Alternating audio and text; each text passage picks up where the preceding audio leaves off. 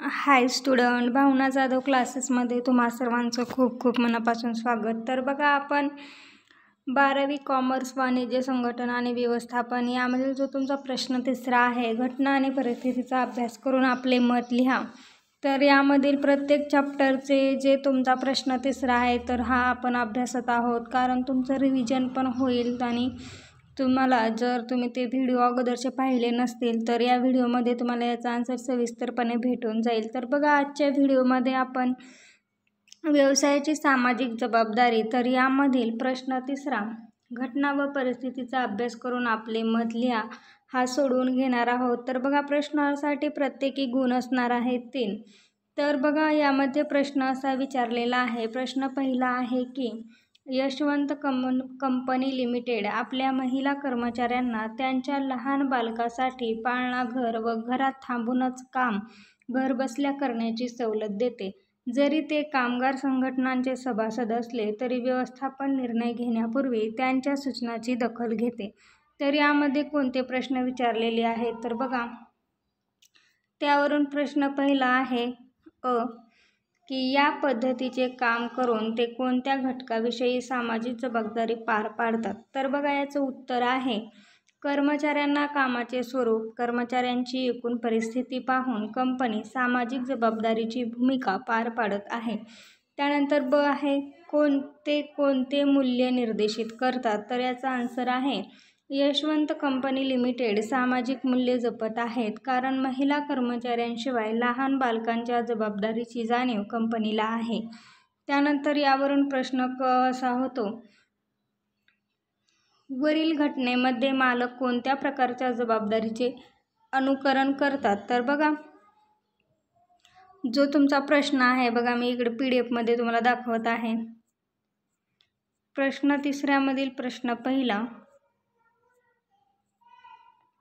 आपण पाहिलेला आहे. त्यानंतर प्रश्न 2रा बघितलेला आहे. तर आता बघा, प्रश्न 3रा आपण पाहत आहोत. तर यामधील प्रश्न 3ऱ्यामधील प्रश्न पहिल्या यातील प्रश्न 3रा आपण याचा आन्सर पाहत आहोत. तर बघा, कामगार संघटनाचे सभासद होणे हा कामगारांचा हक्क आहे व तो कंपनीला मान्य आहे. कंपनी कामगार संघटनेला मान्यता देत आहे. कामगार संघटना स्थापनेपासून कंपनी त्यांना अडवत नाही. याप्रमाणे विविध जबाबदारी कंपनी पूर्ण करीत आहे. त्यानंतर आहे प्रश्न 2रा, रंगाचे उत्पादन करणाऱ्या एका संस्थेने कित्येक वर्षापासून बाजारामध्ये अग्रेसर स्थान पटकावले आहे. प्रक्रिया न केलेले विषारी स्वरूपाचे टाकाऊ पदार्थ ते नदी किनाऱ्यावर फेकून देतात की ज्यामुळे जवळपासच्या खेडेगावमध्ये अनेक आरोग्यविषयक समस्या निर्माण झालेल्या आहेत. तर त्यावरून प्रश्न असा विचारलेला आहे की उत्पादन करणाऱ्या संस्थेने कोणत्या स्वरूपाच्या जबाबदारीकडे दुर्लक्ष केलेले आहे? तर त्याचा आन्सर बघा, त्याचा आन्सर आहे उत्पादन करणाऱ्या संस्थेने पर्यावरणाची हानी म्हणजेच प्रदूषण समस्येकडे दुर्लक्ष केले आहे. त्यानंतर प्रश्न ब आहे, ते कोणत्या प्रकारचे प्रदूषण करतात? तर उत्तर बघा, रंग उत्पादन कंपनीने टाकाऊ विषारी पदार्थ नदी किनाऱ्यावर फेकल्यामुळे जलप्रदूषण समस्या निर्माण झाली आहे. त्यानंतर प्रश्न 2ऱ्यातील उपप्रश्न 3रा आहे, कोणत्या प्रकारचे खबरदारीचे उपाय त्यांनी करणे गरजेचे आहे? तर उत्तर मध्ये बघा, टाकाऊ पदार्थाचे व्यवस्थापन करण्याची खबरदारी घ्यायला हवी. त्यांना 4 तंत्र अवलंबले पाहिजे. म्हणजे 4R म्हणजेच काय? रिड्यूस, रियूज, रिसायकल आणि रिकव्हरी. म्हणजेच काय? तर टाकाऊ पदार्थामध्ये घट, पदार्थाचा पुनर्वापर, दुसऱ्या पदार्थाची पुनर्निर्मिती आणि पुनर्निर्मिती न होणाऱ्या वस्तू पुनर्प्राप्त, अशा पद्धतीने हा 4R तंत्र अवलंबले पाहिजे. त्यानंतर प्रश्न 3ऱ्यामधील प्रश्न 3रा आहे, एक वाहन निर्मिती कंपनी. तर बघा, पहिला आहे कंपनीकडून फक्त पर्यावरणपूरक घटकांचा वापर केला जातो. आणि ब आहे हानिकारक अशा टाकाऊ वस्तूवर योग्य ती प्रक्रिया करून त्यांची विल्हेवाट लावली जाते. क आहे आंतरराष्ट्रीय मानकाप्रमाणे वाहनांच्या प्रदूषणाची पातळी राखली जाते. तर त्यावरून प्रश्न पहिला असा केलेला आहे, हे करीत असताना व्यवसाय संघटना कोणत्या समूहाप्रती आपली जबाबदारी पार पाडतात? तर याचा आन्सर बघा, एकूण समाजाप्रती सामाजिक जबाबदारीचे पालन, वाहन निर्मिती कंपनी करीत आहे, पर्यावरणाचे संवर्धन.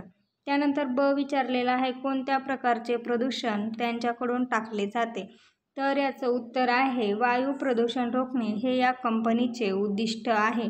त्यानंतर प्रश्न क आहे, कोणत्या प्रकारचा संदेश ते देतात? तर याचा आन्सर बघा, प्रत्येक व्यवसायाने पर्यावरणाची हानी रोखली पाहिजे, त्याच्यासाठी व्यवसाय वचनबद्ध असला पाहिजे व नैसर्गिक समतोल राखला पाहिजे. तर अशा पद्धतीने तुम्हाला हे प्रश्न सोडवायचे आहेत. जर यात काही अडचण आहे किंवा काही समजलं नसेल तर तुम्ही विचारू शकतात. चॅनलवरती नवीन असाल तर चॅनलला सबस्क्राईब करा. तर नेक्स्ट व्हिडिओमध्ये आपण प्रकरण 5 यामधील आपण घटना परिस्थितीचा अभ्यास करून आपले मत लिहा याचे आन्सरे पाहणार आहोत. जर तुम्हाला प्रश्न दुसरा किंवा कुठलाही वाणिज्य संघटन व्यवस्थापन यामधील कोणत्याही प्रकरणामध्ये काहीही अडचण असेल तर तुम्ही कमेंट करून विचारू शकता, त्याचा आन्सर तुम्हाला भेटेल. तर बघा, आपण संज्ञा व संकल्पना स्पष्ट करा. कोणता प्रश्न किती गुणांसाठी विचारला जातो तर ते पूर्ण आपण पाहिलेलं आहे. तर आजच्या व्हिडिओमध्ये आपण पूर्ण घटना आणि परिस्थितीचा अभ्यास करून आपले मत लिहा याचा आन्सर पाहिलेला आहे. तुम्हाला मी स्क्रीन शेअर केलेली आहे, तुम्ही याचा फोटो काढून घेऊ शकतात. तर बघा, प्रश्न 5वा आहे, खालील स्वकारण स्पष्ट करा. हा सुद्धा आपण बघितलेला आहे. त्यानंतर आहे प्रश्न 6वा, खालील प्रश्न सोडवा. तर हे प्रश्न खूप महत्त्वाचे आहेत. याचे आन्सर जर तुम्हाला नसतील तर तुम्ही कमेंट करा, कारण मी अगोदर याची व्हिडिओ मी बनवलेले आहेत. जर तुमच्यापर्यंत ते पोहोचले नसतील त्याच्यासाठी तुम्ही जर एखादी कमेंट केला तर मला समजेल की त्या व्हिडिओची तुम्हाला आवश्यकता आहे, तरच मी तो व्हिडिओ बनवणार आहे. तर त्यानंतर प्रश्न 7वा, खालील प्रश्नांची उत्तरे लिहा. प्रत्येक प्रश्न आपण पाहिलेला आहे. तर बघा, हा चॅप्टर आपला इथे संपलेला आहे. तर नेक्स्ट व्हिडिओमध्ये आपण व्यवसायातील उभारत्या पद्धती, तर यातील प्रश्न 3रा पाहणार आहोत. यामधील आपण पूर्ण प्रश्न 3रा हा पाहणार आहोत नेक्स्ट व्हिडिओमध्ये. अजूनही तुम्ही चॅनलला सबस्क्राईब केले नसेल तर चॅनलला सबस्क्राईब करा. डिस्क्रिप्शन बॉक्समध्ये टेलिग्रामची लिंक दिलेली आहे, त्याला जॉईन करा. तसेच BCom BA वगैरे असाल तर त्याचेसुद्धा मी व्हिडिओ अपलोड केलेले आहे. ज्या तुमच्या मित्रमैत्रिणी आहेत त्यांनासुद्धा हे व्हिडिओ शेअर करा, जेणेकरून त्यांनासुद्धा या व्हिडिओचा फायदा होईल. धन्यवाद.